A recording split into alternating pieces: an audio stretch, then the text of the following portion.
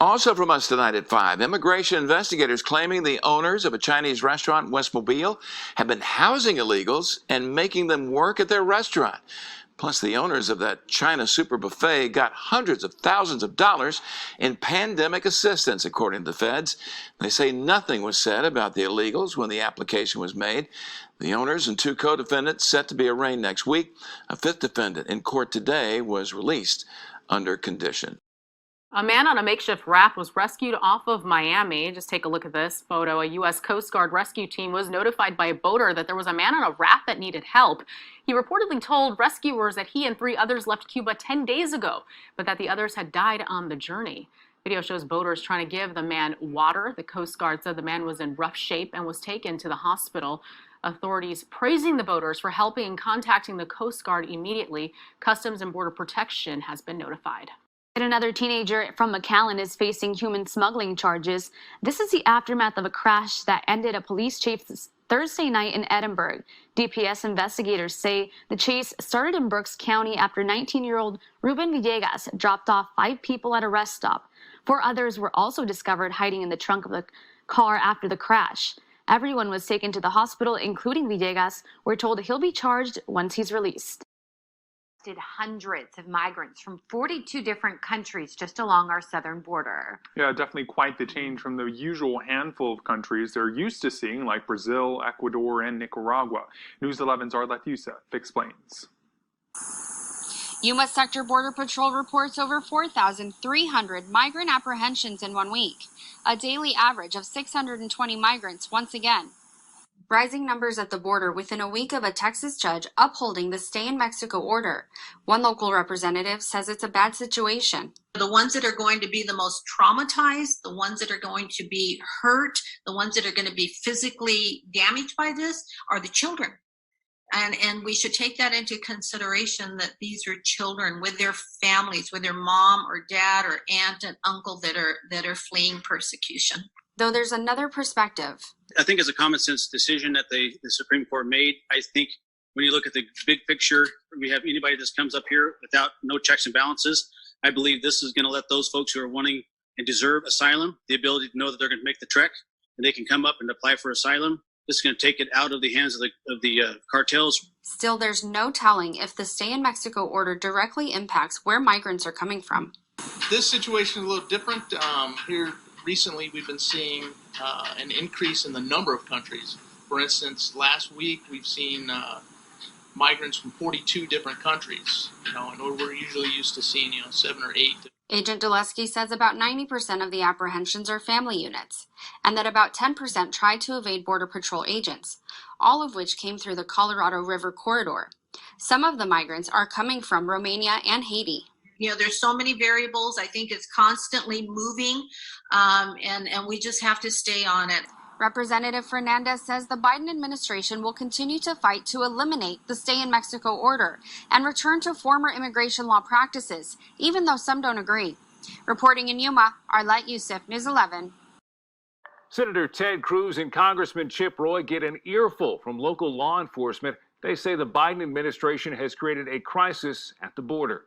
Vanessa Croy with the KENS 5 border team was there to find out what the lawmakers plan to do to help. What is maddening is all of this is preventable. Senator Ted Cruz throwing some verbal punches at the Biden administration. We have never seen a president do what Joe Biden is doing, which is saying, I don't give a damn and I won't do my job at all. The senator joined District 21 Congressman Chip Roy and Bernie today, holding a roundtable discussion with local law enforcement and advocates. The purpose of the meeting discussed the impact they say the border crisis is having on Texas communities. When are we going to wake up and fight this crisis that is happening right now in real time?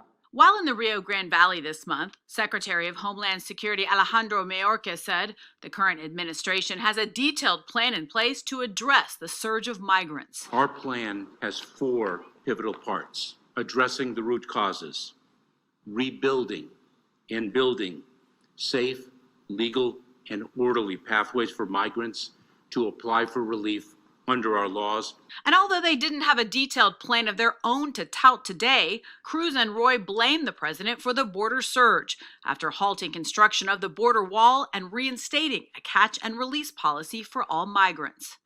It is heartless and barbaric for the Biden administration to essentially say it is open season, come to America, entrust your kids to the traffickers, because the Biden administration refuses to enforce the law. In Bernie with the KENS 5 border team, I'm Vanessa Croy. Central Sector Border Patrol agents arrest a convicted sex offender in Calexico after crossing into the United States with no proper documentation. Record checks revealed that the individual has a previous felony conviction for child molestation. The individual was arrested and processed accordingly. Since October 1st, 2020, this is the 38th individual El Central Sector Border Patrol has arrested who has been either convicted or wanted on sexual offense charges. National correspondent Matt Finn has been following this trial throughout. Obviously, today is a momentous day in the course of this awful case that we have watched over the course of the past 2 years. He is outside the courthouse in Davenport, Iowa. Good afternoon, Matt.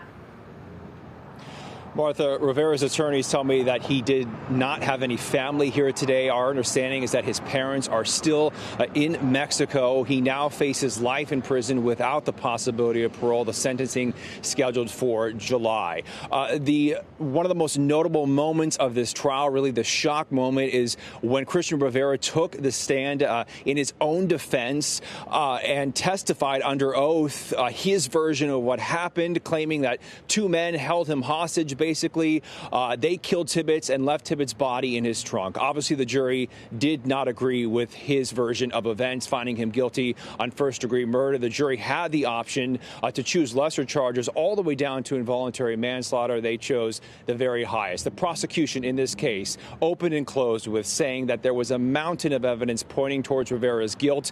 There are three elements, included his confession. It included the video that showed his black Malibu circling Molly Tibbetts, and then the blood confirmed found on his trunk. The jury obviously went with the prosecution's case. The prosecution urged the jury to use common sense here.